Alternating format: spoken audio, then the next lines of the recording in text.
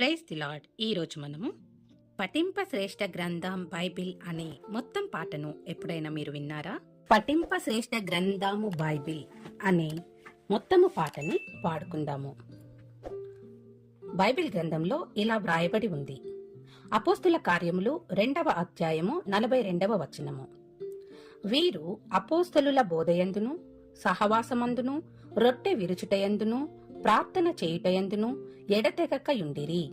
ఈ వాక్యంకు సంబంధించిన పాటను ఇప్పుడు మనము పాడుకుందాము.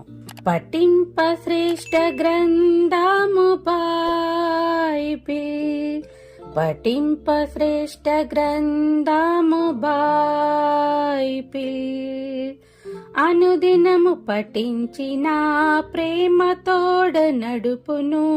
ఓ పఠింప శ్రేష్ఠ గ్రంథము బైబిల్.